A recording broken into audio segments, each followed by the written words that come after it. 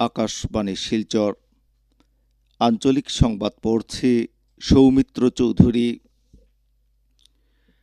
আসাম সরকার প্রতিবেশী রাজ্যগুলোর সঙ্গে দীর্ঘদিনের সীমা বিবাদ নিষ্পত্তি করা সহ দখল করা এলাকাগুলো মুক্ত করার জন্য প্রয়াস অব্যাহত রেখেছে। গতকাল আসাম বিধানসভায় এক প্রশ্নের উত্তরে সীমান্ত সুরক্ষা ও উন্নয়ন বিভাগের মন্ত্রী অতুল বরা একথা জানান। মন্ত্রী শ্রী বরা বলেন যে আসাম, মেঘালয় এবং আসাম অরুণাচলের মধ্যে স্বাক্ষরিত চুক্তি অনুযায়ী ভারতীয় জরিপ বিভাগ বর্তমানে জমি জরিপের কাজ করছে এবং এই কাজ সম্পূর্ণ হওয়ার পর জমির সম্পূর্ণ তথ্য পাওয়া যাবে। মন্ত্রী শ্রী বরা আরও জানান যে আসাম মেঘালয়ের মধ্যে 12টি এলাকায় সীমা বিবাদ রয়েছে। এই 12টি এলাকার মধ্যে প্রথম পর্যায়ে 6টি অঞ্চলের জন্য 3টি করে আঞ্চলিক কমিটি গঠন করা হয়। উভয় রাজ্যের আঞ্চলিক কমিটিগুলো সীমান্ত এলাকা যৌথভাবে পরিদর্শন এবং স্থানীয় লোকেদের সঙ্গে আলোচনা করে পারস্পরিক মত বিনিময় করে নিজ নিজ সরকারের কাছে প্রতিবেদন জমা করেছে। সেই তথ্য অনুযায়ী উভয় রাজ্য সরকারের যৌথ সিদ্ধান্তে আন্তঃরাজ্য সীমা বিবাদ নিষ্পত্তি করার ব্যবস্থা গ্রহণ করা হয়েছে। ভারত বাংলাদেশ আন্তর্জাতিক সীমান্তের 267 কিলোমিটার দীর্ঘ অঞ্চল ধুবড়ী, দক্ষিণ শালমারা, মানকাছাড় ও শ্রীভূমি জেলার সঙ্গে সংযুক্ত রয়েছে। এই আন্তর্জাতিক সীমান্ত অঞ্চলে 228 কিলোমিটারেরও বেশি এলাকায় কাঁটাতারের বেড়া তৈরি করা হয়েছে এবং বাকি অংশ নদী অঞ্চল হওয়ায় বেড়া তৈরি করা সম্ভব হয়নি। রাজ্যের আসাম চুক্তি রূপায়ণ মন্ত্রী অতুল বরা বিধানসভায় জানান যে শ্রীভূমি জেলার কুশিয়ারা নদীর পাড়ে ভারতীয় লোকের বসতি থাকা 4.5 কিলোমিটার অংশে বাংলাদেশের সীমান্ত সুরক্ষা বাহিনী আপত্তি করার জন্য বেড়া তৈরি করা যায়নি। অবশ্য নদী অঞ্চলগুলোতে সীমান্ত সুরক্ষা বাহিনীর সর্বাত্মক সুসংগত সীমান্ত ব্যবস্থাপনা ও নৌকা পর্যবেক্ষণ চৌকি স্থাপন করে জলভাগ নিরীক্ষণ করছে বলে মন্ত্রী শ্রী বরা বিধানসভায় জানান। এদিকে আসাম চুক্তির 6 নম্বর দফা রূপায়ণের জন্য অবসরপ্রাপ্ত বিচারপতি বিপ্লব কুমার শর্মার পৌরোহিত্যে গঠিত সমিতি প্রদান করা 67টি পরামর্শের মধ্যে 52টি রূপায়ণের সিদ্ধান্ত গ্রহণ করা হয়েছে বলে মন্ত্রী শ্রী বরা জানিয়েছেন।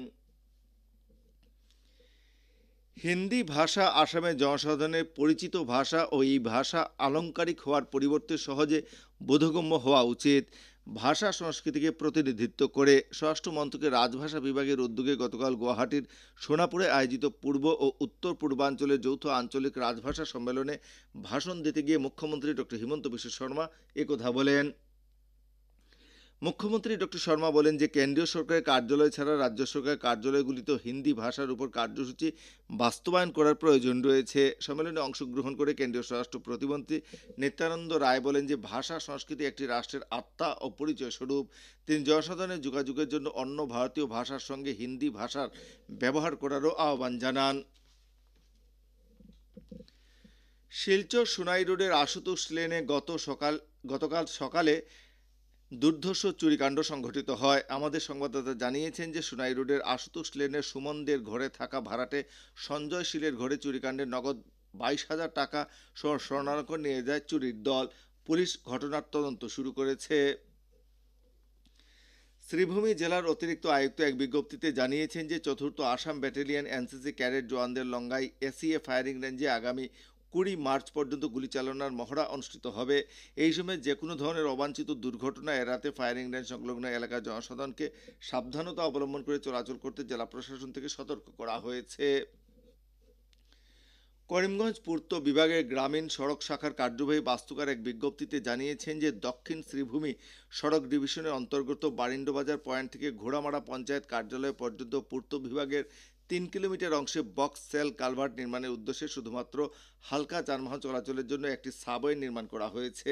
এর পরিপ্রেক্ষিতে ওই সড়ক দিয়ে আগামী 45 দিনের জন্য সব ধরনের ভারী যানবাহন চলাচল বন্ধ থাকবে বলে কার্যবাহী বাস্তুকার জানিয়েছেন।